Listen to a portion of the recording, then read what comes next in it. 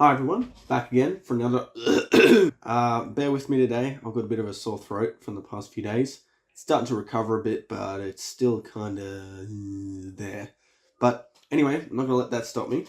Um, this is a film that I mentioned to you in the last video I was going to be watching.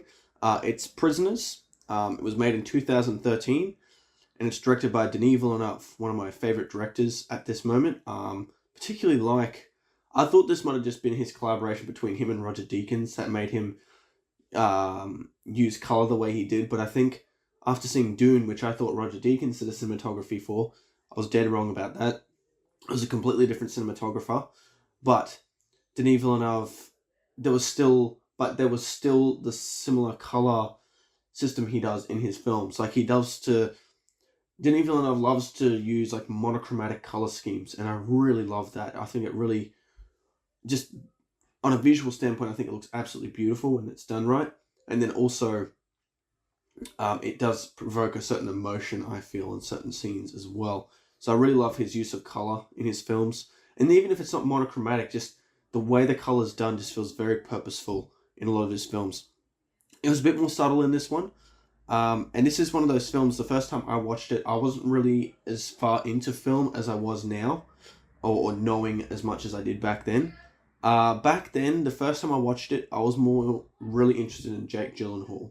I thought Jake Gyllenhaal was a fantastic actor. The first film I saw him in was Nightcrawler. I thought he was fantastic in that. I just started watching films that he was in, and then I discovered Prisoners, and also discovered Enemy that way as well, which is also directed by Denis Villeneuve. That's a story for another day. But anyway, back to Prisoners. Yeah, I was blown away once again by his performance in this, but not only just Jake Gyllenhaal's, Hugh Jackman's performance. Oh my gosh, he is incredible in this film. Performances in general in this film are really good by everyone, but particularly the two main leads here, Jake Gyllenhaal and Hugh Jackman. Hugh Jackman definitely steals this film in regards to performances, but Jake Gyllenhaal's a close second. I think he's really great too. Anyway, I'm going to do a quick reading synopsis that's on Wikipedia. So the plot focuses on the abduction of two young girls in Pennsylvania and the subsequent search for the suspected abductor by the police. After police arrest a young suspect and release him, the father of one of the daughters takes matters into his own hands. Bet your ass he does. That wasn't in the synopsis. But my gosh. That's what was interesting with the last film I did, which was Drishyam. I think that's how you say it. That had a very similar theme of how far would you go for your children, right? Or for your family. And this kind of does that similar kind of question. And it really pushes you. I think this movie really pushes you to go, gee, how far would I go? You know? And the first time I watched this film, I got that kind of idea, and I was like, wow, that's so powerful. Like, how far would you go? You know, for people that you love. You know, yeah, it's a very interesting question, and it's a tricky one. You know, and I like that. I like films that get you to think and it makes you ponder about things. You know, it's not just some explosions and all that. It's a movie that makes you go, I wonder. That being said, I enjoy the silly films here and there, and the more just you don't have to think too much and you just have fun with it. But the ones that really get you to think, they stay with you for a long time, you know?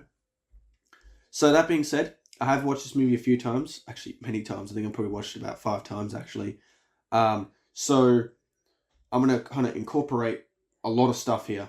I might even notice even more stuff, particularly with the cinematography that I hadn't noticed prior.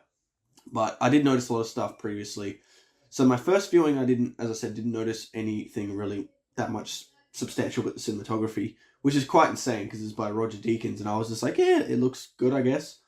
Back then I was really just like stuck on just one takes. Like one takes is like the best, and that's it. Like that's all I really noticed in films. But then I started to notice more with like what you can do with lighting, what you can do with like just how you edit, and then what you can do with color, and what you can do with costuming. I'm still trying to get used to costuming and how far you can go with it.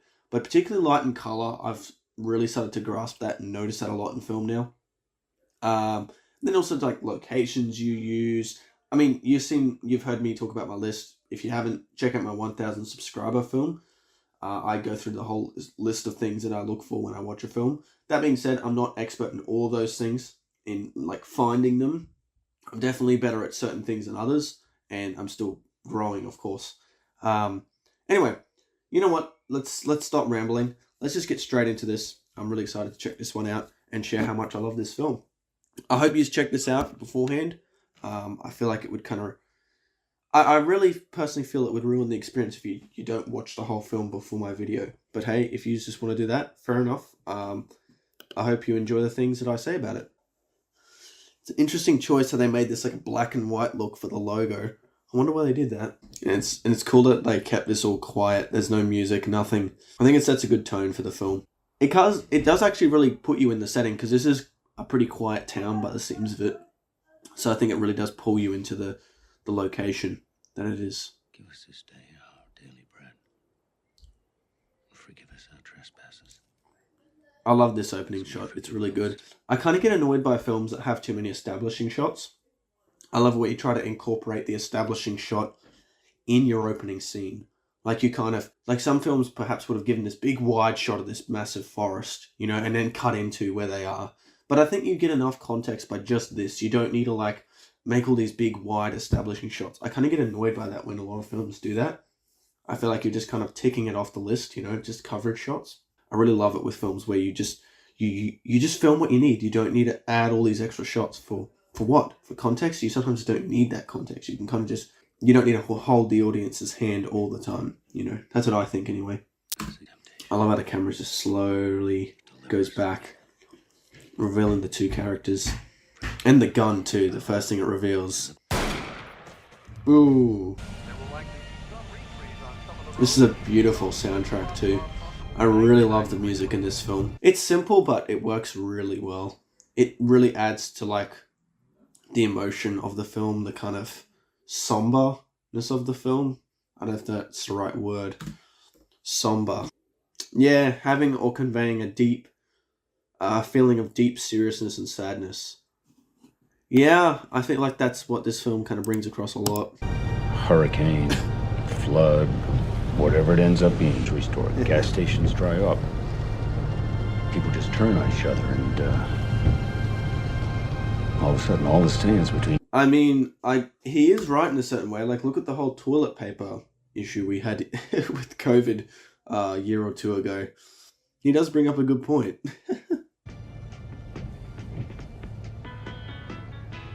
I love how they shot that shot inside the car too, and it's kind of a blur of it.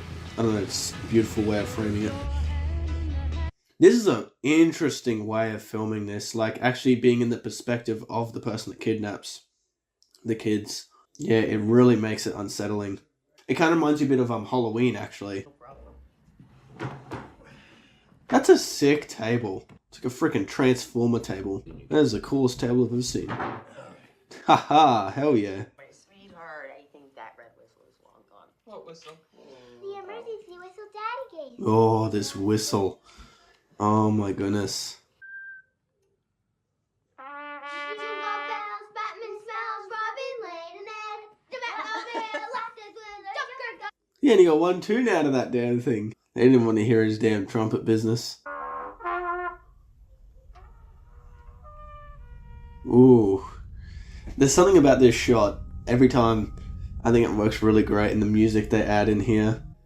So they have that ominous shot, and then boom, the tones just change like that. Had a bit of like happiness, a bit of like, oh yeah, and then just boom. For the rest of the film, it's just this somber nature.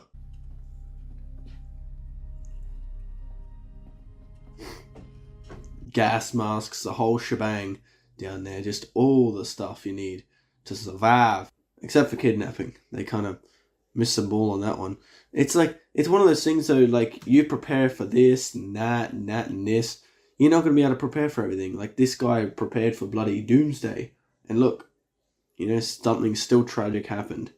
It's a tricky thing trying to prepare for everything, because you're probably going to miss something. The RV. Oh. There was this RV, and they were playing on it. We thought there was someone inside.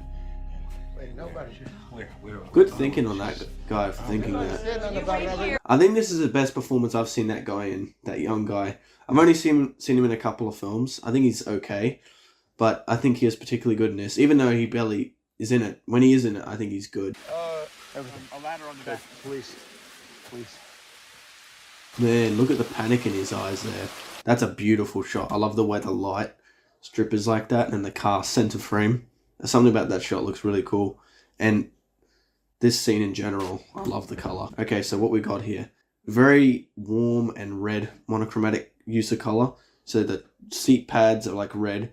Then we have whatever the hell that shit is. What, straw casings? I don't know. I love this slow dolly in shot on this character too. Great establishing thing. So yeah, so she's got the red apron on too. But yeah, and then I love like the plain colors. Otherwise, like the table's like a cream wood color. Yeah, very intentional use of color. I think it's beautiful looking, this scene. A little bit of blue in the back there, but it's mostly just that red. Like, look at that. That looks beautiful. Hey, there he is. The lighting is particularly beautiful in this scene too. Yeah, there's something beautifully natural about Roger Deakins' lighting in his films. Like, it's gorgeous. It looks simple, but I bet it's bloody not. But gonna charge through that forest. Damn. He's doing the good old tactical, gun here and flashlight here. Yeah. Ooh. Luckily he's faced it and become part of that branch. Hey, give me a flashlight. Sir, you show me where those girls, they're in the woods? You put them in the woods? Huh. Interesting to see him as the Riddler in the new Batman film. He was great in that. I love him in this. I think he's awesome in this. The character he has to play, he does it well.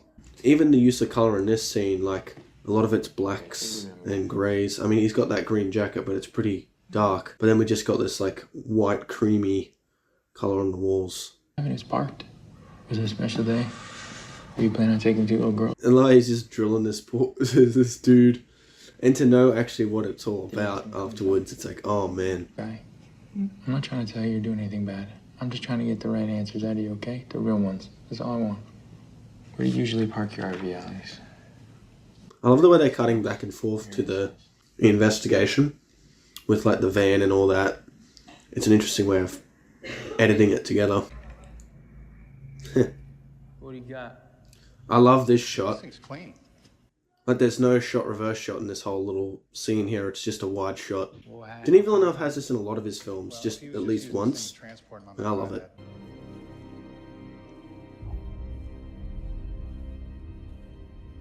It's a great use of a top-down shot there too. It really kind of shows...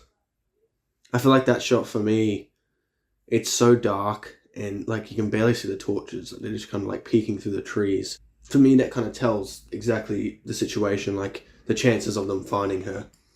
I feel like in that shot, you can tell like, yeah, it's not going to work out well. They're not going to just find her randomly out in the woods. And I think that's just told through that shot. I love the drums used here. Slight drums you can hear in the background. Everyone's gonna think we're crazy when those two come out of hiding wherever they are. Huh. Do you have... I gotta say, right now, I dig Jake Gyllenhaal's hairstyle. It looks awesome in this film. How could he drive an RV if he has an IQ of a 10-year-old? Hey, we're considering all possibilities. I don't think you are considering all possibilities. I hear Oh, this is when he starts to let his demon out. Fucking second. That's when he lets his demon out. Roar. I understand, but it's not gonna happen. And I was asking for one more day. Fuck you. Look at the chief is like, fuck you. Look out, it's... I love this shot too, the fogginess of it. How the rain's like in the foreground, in focus, and then it just kind of dollies in. It's a great kind of murkiness to it, and it kind of is really telling the story. I love the tick that he has throughout the film too. This actor has like this blinking thing he does, like this throughout the film. It comes off as really natural. I actually didn't even notice it the first time I watched it. I think some reviewer or somebody pointed it out, and I was like, oh shit. Don't that look suspicious? I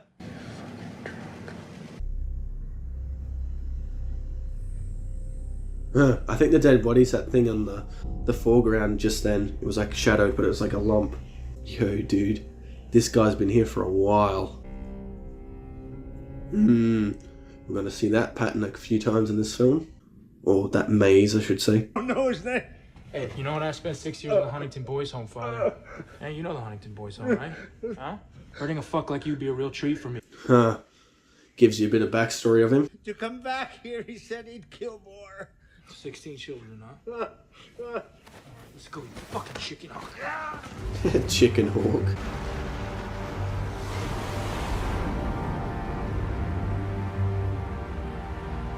It don't go down. It do go down. It don't go down. Good job. All right, get it to me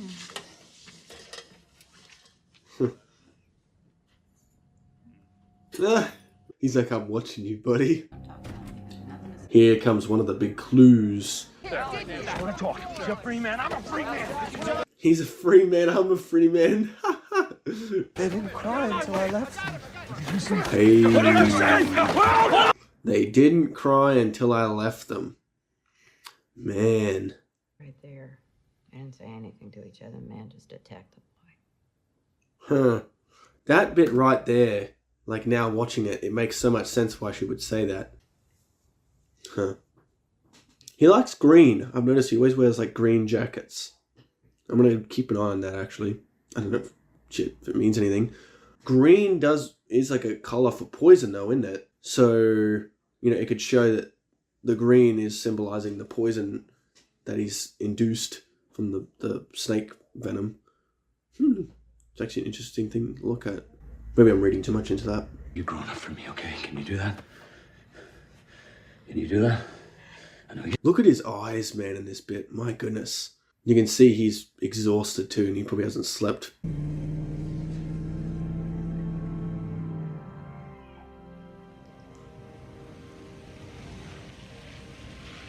Taking matters into his own hands, huh? Oh, this is when the next lead comes in. And it's very creepy. Like, sure, maybe he just knew about this song and he just likes to sing it, but it is quite a coincidence that it was only a few days ago, you know, and he's singing that song, you know, unconsciously without realizing that he's singing that. Damn. Why? It's kind of mean.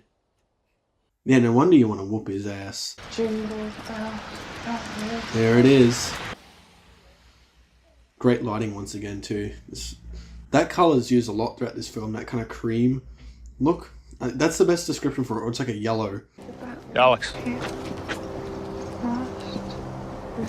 I love how he says like lost its wheel. Oh shit. Oh boy.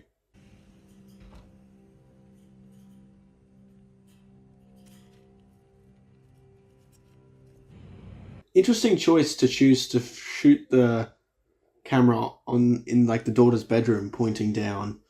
Tell me why. It's better if I just show you. Yeah, I think it's better to show, otherwise you'll want to bail out of the car. Oh, here we go. That's why I couldn't tell you. Someone has to make him talk. Someone. Oh boy. Taking matters into your own hands, huh? I mean, what if you're wrong? Not wrong. What if you only heard what you wanted to hear? What if... Man, I want my daughter back as much as you do, but... He doesn't want to hear it. Otherwise, he's got nothing. See, this guy... Another thing, too. This guy's always kind of... This is another thing, too. He's always been prepared. Like, he always feels like, in a sense, he's in control. Right? And he feels like he's in control of the situation. He's prepared. He knows what's going to happen. This kind of thing, right? Or if he doesn't know what's going to happen, he's prepared for what's going to happen. So in a sense, he's kind of like, he's always, probably for a lot in his life, he's always been in control. Now, since his daughter's been taken away, everything's just turned to chaos in his head. So for him, this guy is like a gateway back into control again. Because at least like, if he can get something out of him, you know, he's got some information. But like, that's why he was like, what if you're wrong? That's true, he could be wrong. But then it's like, well, where is he at then? He's back in that state of like, nothing. He stopped being a person when he took our daughters. Yeah, it's a way to rationalize it. I love that shot too. Hang on, let's reverse that. I love that. That's great. The way he appears into frame like this. Look at this menacing bastard. This guy's like, what do I do? I like that they don't show it yet. Like, they don't show what he does to him in this first bit. They kind of leave it for a while. Like, yeah, they just show us this shot. So it makes it even more shocking when you see it later on.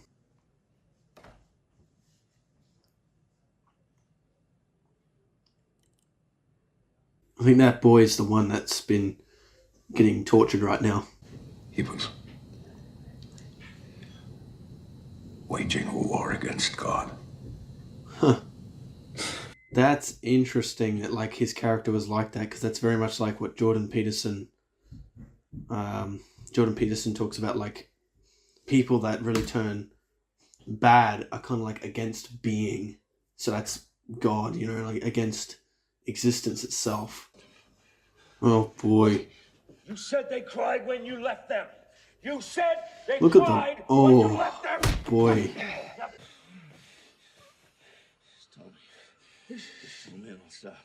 Man, look at him there. Like his eyes are like begging. Just tell me where they are. I think he's not exhausted in... Maybe he is a bit exhausted just physically, but I think he's more mentally exhausted having to do this. Oh, this shit. This is a great shot too. I wonder how many sinks they broke trying to get the take right. Actually, mentioning that, I think Denis Villeneuve, Hugh Jackman said in an interview, he was doing this, I'm pretty sure it was this particular scene. And they did it a few takes. I can't remember how many, but like Hugh Jackman did one of the takes and he was really going at it, you know? And Denis Villeneuve's like, mate, I really want you to go there. It's like, my goodness. So like, even when he went his like hardest that he thought, the director knew, man, I know you got another threshold you got to push through. I mean, good he did.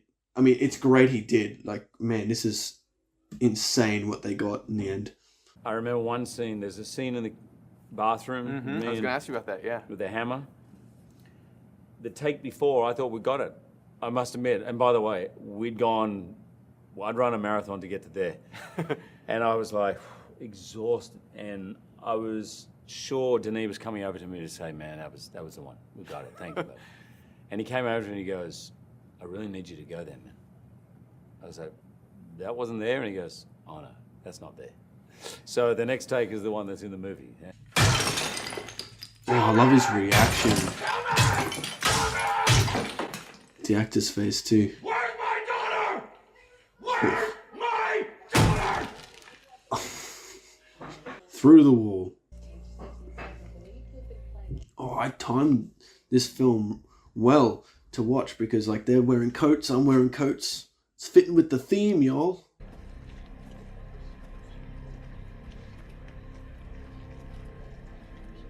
He did well, he blended in with the crowd quite well.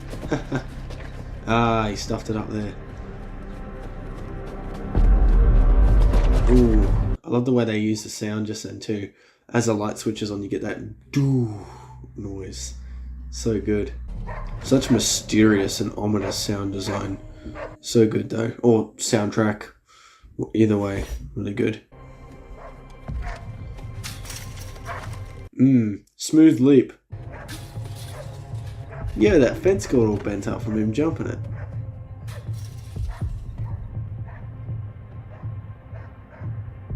I love how they just have the shots in here. Interesting choice. I gotta say, there's something about the use of stationary shots in this film, or static shots, where the camera isn't moving very much, if at all. I think something is missed in a lot of films when they don't keep the camera still. They're always just moving it for some reason. But I think it's really useful just to keep it still sometimes. It does give off a different feeling or experience. If you can be clear with me, then I'll be clear with you. I need to know where everybody is. If you can do something different, please tell me. I love how this guy just takes control. You can see he really cares about his job. He's really passionate about his work. Probably overly too much. Like it's probably almost to like a dysfunctional level how much he like loves his work. Because like he doesn't have a family. It seems like this is his life basically, is just this. which, hey, it makes him probably really good at his job, but, you know, how does it work for him outside of that? Does he have a life outside of that, or is that literally it? You after Nancy goes to sleep, all right? Promise.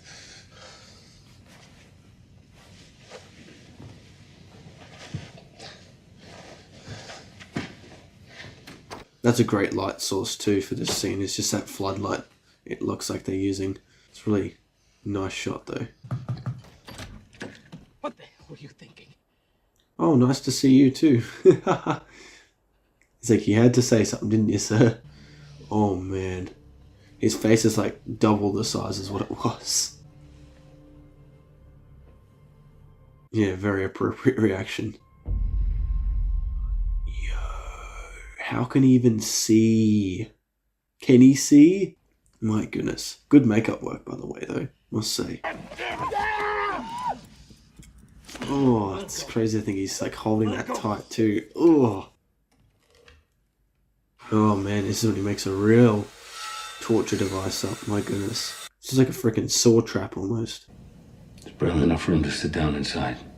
That's so messed up, he can barely even sit. I rig the water heater so it either comes out scalding or freezing.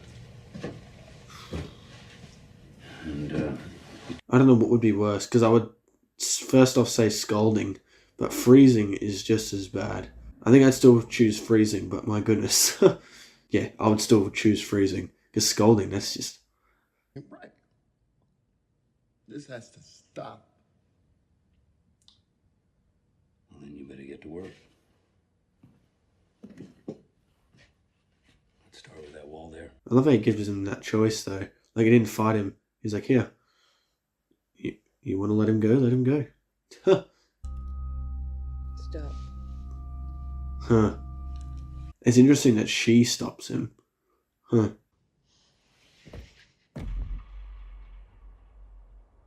Yeah, the way they use sound in this movie, like, my god, that it's almost like a horror movie. I heard the sound from my room, and I came in and the window was open. Loki's like, what the hell is going on here? Check the basement. We need to check the basement. I'll show you. I'll show you. Sees all the pills, he's like, I wonder.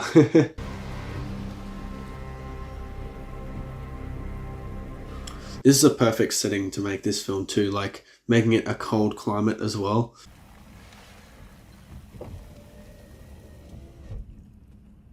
I love that he's doing this toothpick thing too. So forgive me for not going home to have a good night's rest. And why didn't you look for my fucking daughter rather than fucking... Hey. Oh, what a scene that is. The way he loses it there in front of a cop too.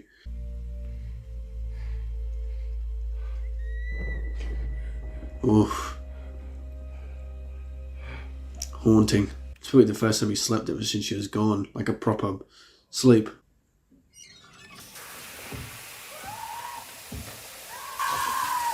Oh gosh, I wonder which setting. Oh, no, there we go, scalding.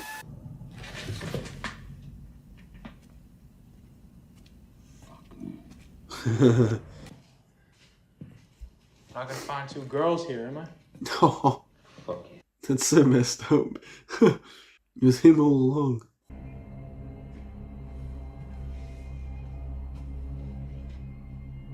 You can see there's some good fear in his eyes there. He's like, shit. Yeah. Go home, Mr. Door. Oh, you lucky duck. Hi. He flashes his badge like that. He's like, I got you. That's that smile he's got. He's like, I got you. Yeah, man, you bought children's clothes. Did I? Did I? Didn't hurry. Oh, man. You could have said it was for your, you know, nephews or something, you know. Must have been in a hurry.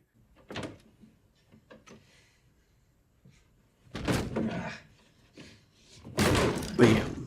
Is it easy to do that? I don't think it is. Look out for the snakes, good sir. Hey. Wait, there's some big ones. That's a lot of snakes. He's got some balls to stay in there and just keep doing that.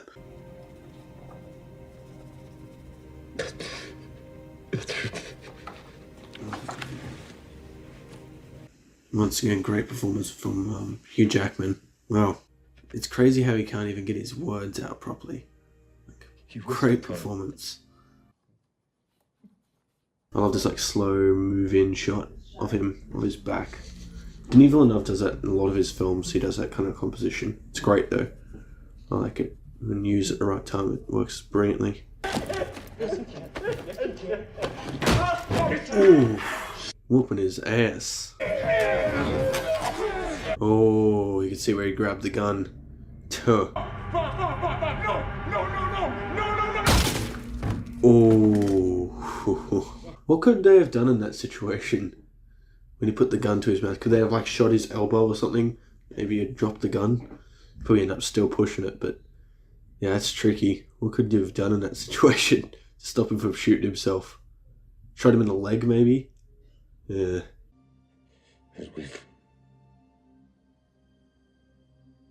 Oh, you can't say forgive. I think that's the next thing he was going to say, and he can't say it. Tell me! Huh. Something's gonna get to you, man. Something's gonna get to you! Something's gonna get to you! Oh man, just look at his eye there. Huh. It's like he's broken. What I'm trying to say is I kind of feel responsible for him running away. You wanna come on in? I think she can smell his bullshit though. After our son died of cancer, we started seeing things differently. Adopting him. Yep. So, Adopting him. had an accident when he was little. After that, he started choosing his words a little too carefully. What kind of accident? My husband kept snakes. It's interesting the whole thing they're talking about with snakes, because like a lot of religious texts as well, like even Jordan Peterson talks about this a lot, and you know, a lot of evil and stuff like that is symbolic with snakes. You know, obviously with the Adam and Eve thing, but it's just very biblically symbolic with the film, because well, that is a recurring thing throughout the film too. Like the main character seems religious to some degree. So like, yeah, it's interesting that these people, you know, are literally on that opposite end of the spectrum, especially on biblical symbolism. So yeah, it's an interesting thing that they added that kind of theme in as well. So you lost this one, all right? Look, you want fulfillment, you need to find a girl, you know, start a family, have some kids. Yeah, he doesn't want to hear that shit. He definitely doesn't want to hear that shit. Man. Yeah, this is the first case I think he's lost, so it's just really getting to him. Yeah. Yeah, this is all he's got, man. This is all he's got. Here's that shot again. That slow dolly in on the back of them. I love how the shot leads back down and then you see she's out of there.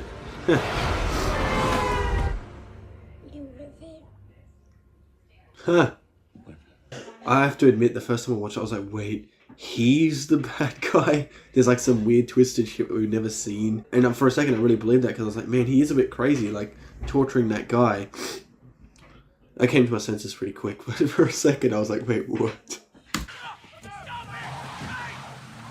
I love this. Just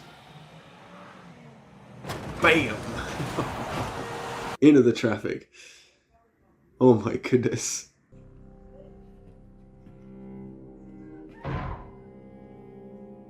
Great soundtrack for this part too. Wait for it. Wait for it. Oh no, it doesn't have one of those cliche with the gun. It's already ready to go.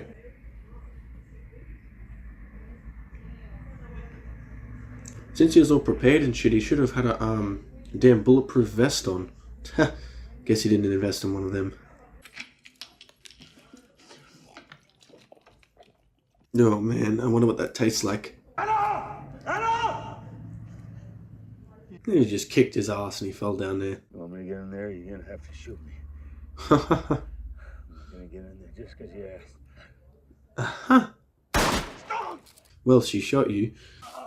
Oh, it messed his leg up even more when he had to land on it. Ugh.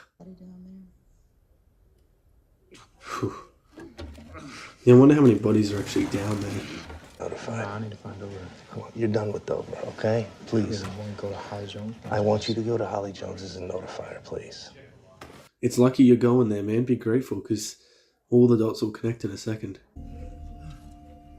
And look what we have here. Emergency whistle. The bloody thing that saves his life, I think. Oh, I love the colour, how it comes off in the shot too. The red that goes on his face. That's awesome. Yeah, now he's connecting the dots. He sees the bloody necklace. Yeah. Uh-huh. Mm-hmm. That's right, dude. Hands, right now! Right now! Ooh, he got hit. Goddamn old lady shot him in the face. He did not expect this old lady to be doing this shit. I love how this scene's done too. With the rain, blurriness of his vision, and then the lighting from the police sirens. Such an awesome shot scene. And then there's music slightly in the background too. Just a beautifully done scene. Yeah, what a scene. And I love the way it's shot too.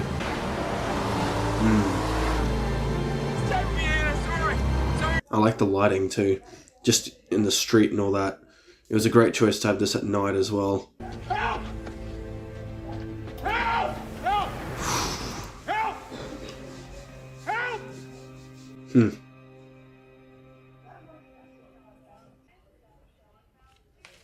Yeah, finally reunited with his family.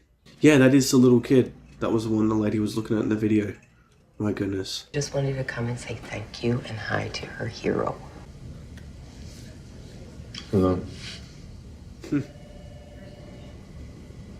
He's just doing the thing he loves the most. Yeah, nothing else really. It's basically his passion and that's about it. That's this guy's life at the moment. Call it, dysfunctional or not, that's what he does.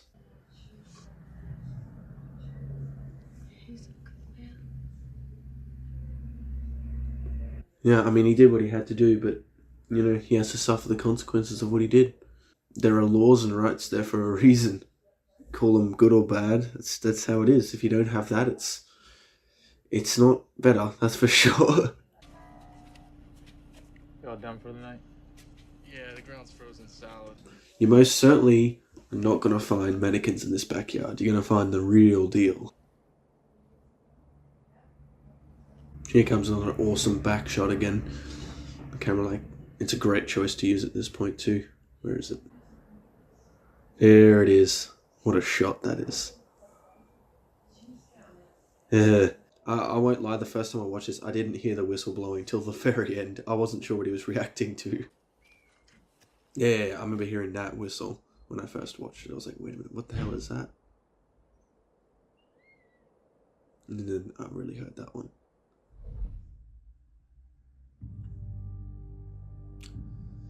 Oh, what a film. The red whistle was found in the end, and it was an emergency whistle too. What a great film, man. So good. So well written. I love how things kind of come back around, like the red whistle, and then certain characters, and just the way things tie up. I think it's brilliant. I hope you enjoyed it just as much. Anyway, I'm going to do my list, and then we'll go from there. Thanks for experiencing this film, by the way, too. I think this is a really solid one. It's one of my favourite movies, actually.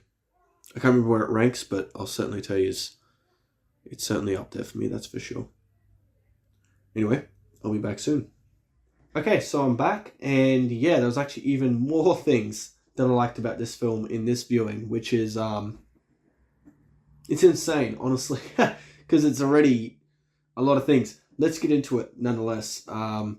So, first things first, a lot of great visuals in this film. Visually speaking, I think this film is fantastic. It was one of those films, as I said, the first time I watched it, it was more about the story that I appreciated and things like that. But the more I've watched it and the more I've learnt about film, the more I'm like, wow, visually this film is fantastic too.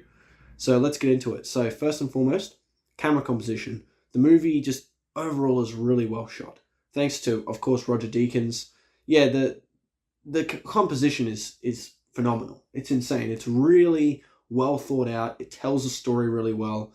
And just really well framed. So yeah, great job on that part. Number 2, camera movements.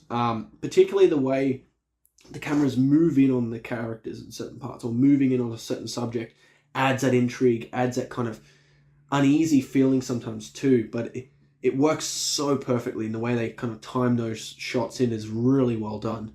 So yeah, great job with camera movements as well. Number 3, this is a new thing I've added, I think, about a month ago I added this new thing, but atmosphere. This is a perfect thing to add for this film too. So atmosphere is fantastic in this. The way the setting is, the way music is integrated, just certain things, it really adds to this great atmosphere in this film. So yeah, good job on that part too. So number 4, static shots. This is a new thing I added in too, but the way the camera just sits still in certain shots really adds to the emotion in certain parts and really locks you in, because the camera's not moving at all, so you're there with them, right? Like particularly one good example is when Hugh Jackman's bashing the sink with the hammer. That's all in one static shot. Like I don't think the camera moves at all in that one shot. So, that's a brilliant use of it there. And then just the way certain shots just like sit very low to the ground and just like the actors doing their thing. Like there was like a chase scene shot when they're jumping the fences and the camera's just sitting low, the static shot. Yeah, just really great uses of just static cinematography, which I think works really well in this film at certain points.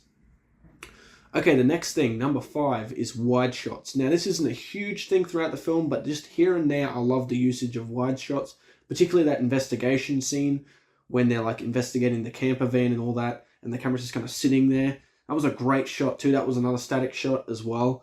But yeah, there's a few other shots here and there throughout the film too, like that chasing scene shot, as I just said before, with the fences. That was another static wide shot too. So yeah, just here and there, great uses of wide shots too. And then also, I would even say that shot when he's bashing the sink, that's also a wide shot. So yeah, there's some really decent wide shots throughout the film too. All right, number 6 and 7, color palette and lighting. So that's another thing, the double combo. That was really good once again, and I think that's a lot thanks to Roger Deakins. The lighting is very natural, but just beautiful looking. As I said, it almost looks simple the way the lighting is done, but I imagine it's very complicated or not very complicated, but there's a lot more to it than probably what you think. But yeah, great use of lighting, I think too.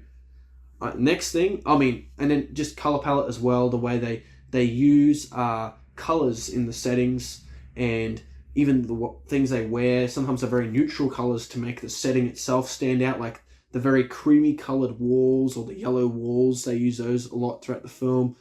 And then kind of a bit of blue here and there too. But it doesn't feel like there's too much of a heavy filter over the film too. It's a lot of just the colors in the actual scenes themselves. Number 8 is the acting. The acting is really solid in this film. It's incredible. Like, I think Hugh Jackman still steals the show, but Jake Gyllenhaal is awesome too. Like, this is probably one of my favorite performances from him as well, I think.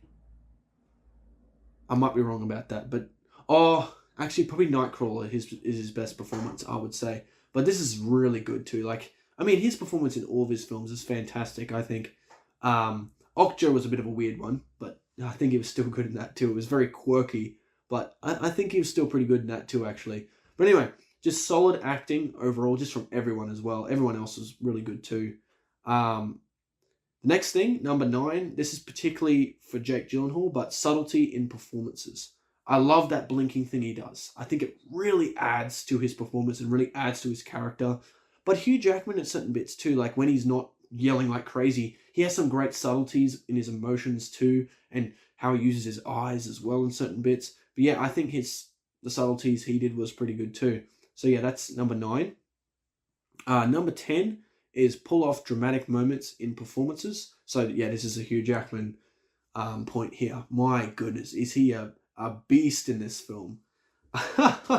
wow, he was insane, but really good. I think he did a really good job. And then Jake Gyllenhaal has a few outburst moments too, and he was really good too. But yeah, just overall dramatic. And even like Hugh Jackman's wife has a few good dramatic moments too, I think. Well, not Hugh Jackman's wife, but his character's wife. You know what I mean? But anyway, that was really good too. So, next thing, number 11. So we're up to 10 things already, and we've just been talking about like visuals and kind of the acting. So now we're going to get more into kind of stories type of stuff soon. So number 11 is music.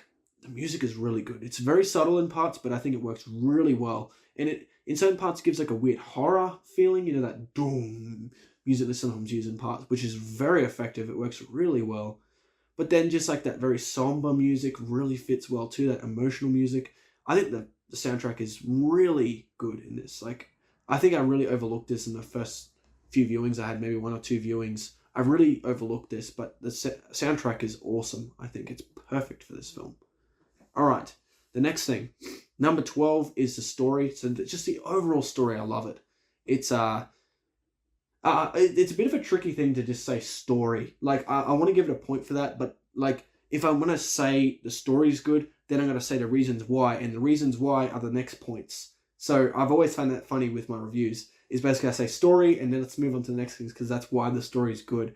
But yeah, story's really solid, so let's move on to why the story's good. So number 13 is the characters. In particular, our 2 main characters, I think, are excellent in the film. So yeah, great characters. I particularly like I would say Hugh Jackman's character is kind of, you know, he's a bit more religious. He tries to be a very prepared person, but that all changes when his daughter gets taken. And even his faith changes. So he's like, his sense of, okay, I've got everything under control in a sense, and I've got everything prepared, so nothing's going to go wrong. And then boom, this happens, right? And then everything turns to shit.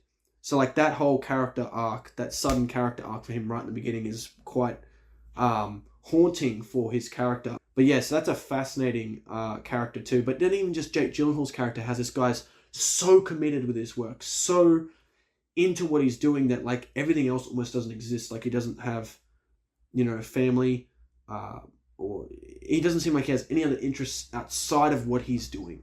Like that's basically his life. And I mean, I guess that makes him a really good detective, as we saw at one point. The wife said, like, not his wife, Hugh Jackman's wife said, every case you've done, you've solved it. So like hearing that, it's like, yeah, this guy is really good at his job, almost too good. He's too committed to his job to a point where that's his life. So call it dysfunctional or not, that's how he is. He's just a very committed guy into his job. But it does make a very interesting character, and yeah, I really like how they portrayed that and kind of showed the dysfunction in that, you know, just how attached he is to that kind of thing. But at the same time, it shows how, you know, committed he is to his job. Okay, so number 14 is emotional impact.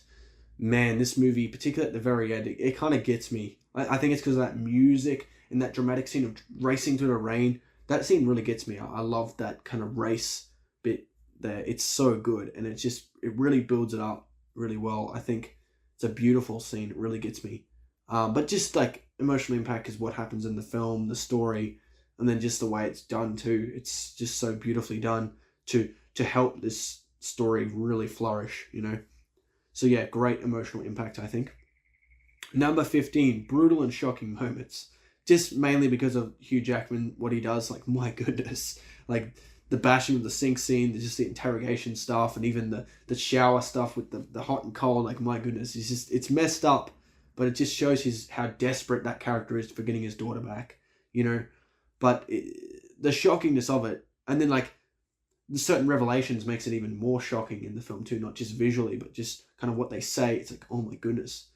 And the characters, what they're dealing through, and even, particularly even some of the villains. I wouldn't even say the villain, but the guy that acts like, you know, he's one of these people.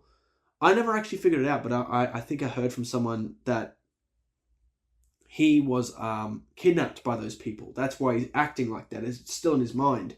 So it's still messing with him. So even that's quite shocking to think about, you know. I can't remember where I read that. I think it was on like Reddit or something, but I was like looking into the film a bit more, and there it is. And I was like, oh my goodness, I never even kind of connected those dots. I thought he was just a real fanatic of these, but it makes sense just in detail how much he knows, and that's because he probably was one of those children that got taken. So it's like, oh man. So I probably missed something there, a bit of dialogue or something I missed, but that's what I mean. Like the depth of this film is really good in parts too, I think. So, really awesome. There's always more you can get from this film, I think. Anyway, so where was I? Got a bit sidetracked. So I was up to brutal and shocking moments. Okay, so number 16, build-up. This movie doesn't have a lot of build-up. It's kind of just like, but I mean more the build-up of like the investigation, just the way things are revealed. The movie takes its time a bit, but it's still really well paced and put together. But yeah, I think just a certain build-up to the film, I really like it. So the next thing, number 17, thought-provoking. This is kind of two things. I should almost say a combo here. I'm actually going to do a combo. So 17 and 18, thought-provoking and themes. They're two separate ones. So I like that idea, once again, as I said at the beginning of the video, how far would you go for your family? That's a big thought-provoking idea in this film, particularly just with Hugh Jackman's character. And when I first watched it, that was one of the things I thought. I was like, gee, how far would you go, But not only that, like the theological themes in the film with, religion and stuff, that's interesting. Like how Hugh Jackman's character is quite a faithful person. And then he tests his faith when he does the things he does. And then even the villains themselves, or, the kidnappers, they have like snakes and all that. They're all into like snake things and all that. And then that other guy with the container full of snakes. So it's like the other side, the more evil route. So it's kind of like that symbolism is quite interesting, I think, too. The theological and religious symbolism is, I like it. I think it really does fit the film and what it's trying to go for. And it makes it a little bit more deeper than, just being some crazy people, because those people were literally waging a war against God, I think. And, while the snakes are definitely a way to show that, especially if, you look into that kind of stuff. I particularly haven't been a person that's read the Bible that much, but I've been very interested in like Jordan Peterson's teachings about it. So that's kind of where I learned stuff about like the snakes and all that and what that's supposed to mean. But yeah, so that was very interesting. So I love those themes and the thought-provoking ideas this film has. So, number 19, revelations. Not just revelation, but revelations. Just like the fact that kid, or the guy that's getting beat up by Hugh Jackman, was that kid that got taken years ago by these people. And they've just had him the whole time.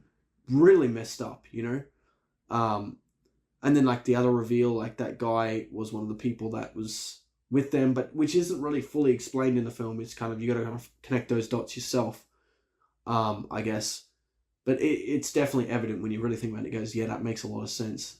But and then like the big revelation of just like, it's her, like that old lady. It's her that bloody did all this, and then her husband, and then also that whole reveal too, that guy in that basement is also tied into it. That was her husband. So there's quite a few revelations in the film, and the way it all connects, really cool. I love that. So yeah, I think the film's revelations are really good. The next thing, number 20, intrigue. Yeah, so this movie's just really intriguing from start to finish. I just love it. And I think also because of that, the way it's filmed, those like slow camera movements and just certain things, the way it's paced together. Yeah, it's just really good intrigue too. Next thing, this is kind of like a double combo again, kind of. But number 21, gripping. This movie, you don't want to like sneeze or cough or something. You don't want to miss anything. There's just, you're so into it. And I really love that. So I think it's a really gripping film too. Number 22, last but not least, ending. So yeah, I think it's a really solid ending. The thing with the whistle. And then, I mean, I'm guessing that poor guy goes to jail now. But man, I mean, he has to pay the consequences of what he did. But man, it's a really good ending. Yeah, what a film, hey. Yeah, so 22 things I liked about it. The last time I watched it, it was 19 things. So there was 3 more things. I think the 3 more things, one thing was probably the atmosphere, static shots, and I don't know what the other thing was, but there was something else I appreciated in it too. Maybe it was gripping or intriguing. Maybe I didn't have both of them last time. but I feel like it deserves that. So, yeah, 22 things. And I think at the moment it ranks at number 20 of my favorite movies of all time. So, yeah, it's quite up there. Let's see. I'll quickly check. Yeah, so it's exactly number 20. So between it is Oldboy and The Hateful Eight. Yeah, so, and then above Oldboy, this is another film that's kind of on the similar lines, but 3 Billboards Outside Ebbing, Missouri. So I feel like that one's a bit better for me, in my opinion, still. It's actually at 22 things as well, but I've got Prisoners a bit under that. But I think that film's really good too. But anyway, that's it for this video. I hope you actually watched the film. You didn't just watch my video, but hey, if you did, I hope you still, found the movie enjoyable from just this video. But I highly recommend you check the film out for yourself. So yeah, I hope you enjoyed this video, even though I've seen this movie, I think it's been about 6 times. It's 4 times I've logged it on Letterboxd, but I'm pretty sure I've done it. I was watching movies prior to when I was doing Letterboxd, so I think I probably watched this 2 more times prior to that. So I've watched this film probably about 6 times. It's one of those movies I've had just playing in the background too, because it's quite a long film, so every now and then I just chucked it on, but in the end I'm just watching the film, I was like, oh, just have it playing in the background, and then half an hour later, boof, I'm just watching it. It's one of those films that just, as I said, it really grips you, really pulls you in. Good stuff. But yeah, I hope you enjoyed this video, because this is definitely something I want to do more of in the future for sure. I think it's good to do first time watchings, but it's hard for me to really find a lot to like in the first viewing, because I'm trying to really take in the story, but at the same time then I'm trying to look at the cinematography, and it's like a really hard balance. But when you can watch it more than once, you can kind of look at something a bit more that you didn't see before. Because if you try and look at it all at once, it's impossible almost, So I feel like you can get more out of my videos if it's a rewatch sometimes, As I said, I'm not going to always do rewatches, but I'm definitely going to do these from time to time for sure, because I think in the end, I think they'll just be better videos. In regards to how much I can talk about, how much I can appreciate in the film. I feel like there'll be better videos in that way. I mean, I guess for a raw, authentic experience, probably not. No, that's not what these videos are more for. It's more for a bit more of an analytical and a bit more of a deeper look into the film than what my usual videos are. Well, that's what I'm trying to aim for anyway in these videos. So hopefully that's the case. And I hope you enjoyed this video nonetheless. Put your thoughts down in the comments below. What do you like about this film? I bet there's stuff I've still missed in this film. So give me some more info about the film, even behind the scenes stuff, all that. I'd love to hear some extra trivia about the film. And yeah, I think that's it for this video. My goodness, my throat's starting to get a bit right at the end here. I've been talking for a while. My goodness, 20 minutes. Wow. Okay, this is going to be a long video. Probably about an hour long or something. Anyway, hope you enjoyed the video. Leave a like if you did, and hey, subscribe. I mean, if you've watched this video all the way up to this point, I imagine, you've subscribed, right? Right? Anyway, catch you folks in the next one. Bye-bye.